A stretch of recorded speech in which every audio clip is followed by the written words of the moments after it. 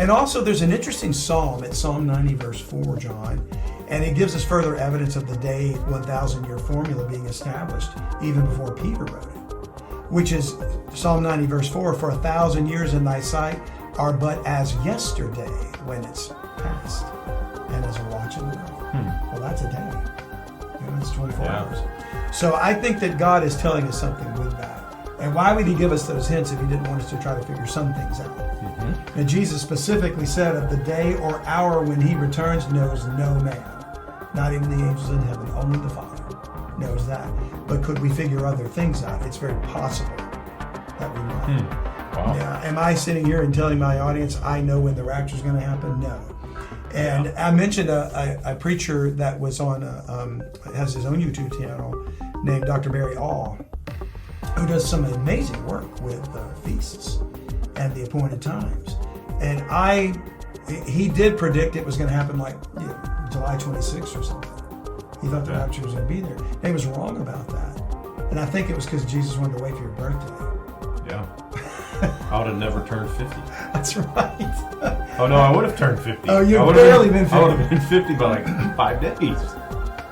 Well, for whatever reason, he got his appointed times wrong, but I don't think it's reason to completely discount it. You know, he may need to reconsider, and if the Lord gave him some wisdom about it, check it out. You know, maybe he's onto something.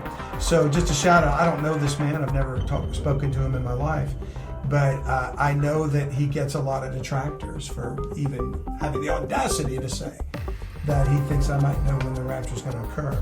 Well, I'm simply telling you, I don't know what it is, but there might be someone out there that can figure it out. And it wouldn't surprise me in the least. You know, Paul gave us things to look for. Well, the one thing is I think the general consensus is that we feel like we're very close. I absolutely do. And whether we're off by a year, 2 years, or 3 years, or whatever. Yeah.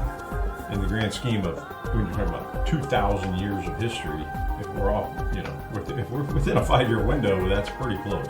That's really close. And if we take the formula, and I'm going to do this by, reverse engineering, so to speak. If Jesus was born in 4 BC, so that he died in 30 AD, then 2,000 years later, 2 days, is 2030. How many things point to 2030 in the Satanic agenda? Well, the agenda 2030. Why that number? What do they know? Even when the demons were encountered by Jesus and they said, have you come to torment us before the time? Yeah, they knew. They know of a time. Yeah. So I think that there's something to all that, and we shouldn't discount it all. I'm not trying to tell you that I know how to figure out the appointed times. But if God gave a man or woman some wisdom to see it, he did say in the last days, he shall pour out his spirit on our young men to dream dreams, and on my handmaidens, and they'll see visions. So maybe we're going to see some knowledge will increase. Maybe we'll see some work on that, and we'll get a better idea. It doesn't matter, though. We should be looking for his glorious appearing any moment. Definitely. Yeah. Any moment. So Christ is coming back.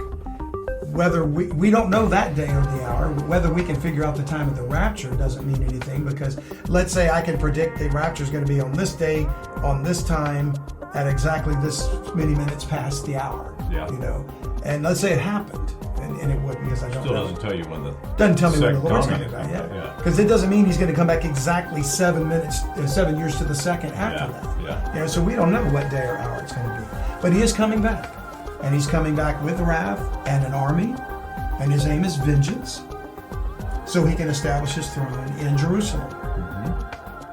And we already saw a little bit last week about Jerusalem is going to be, changed geographically, geologically. Yeah. This plateau is going to rise up and whatnot, and we'll get more into that in this series. But in Revelation 19, if we back up a little bit from the first verse we read about the 1,000 years, we see the return of the Lord in his glory right there, starting in verse 11. It says, and I saw heaven opened, and behold, a white horse, and he that sat upon him was called Faithful and True. We're talking about Jesus. And in righteousness he doth judge and make war. His eyes were as a flame of fire, and on his head were many crowns. And he had a name written that no man knew but he himself. he was clothed with a vesture dipped in blood. And his name is called the Word of God. That blood, by the way, that his vesture is dipped in is not his own. It's the blood of the enemies, of his enemies. And it stands to make me wonder, could that also include angels as well as humans?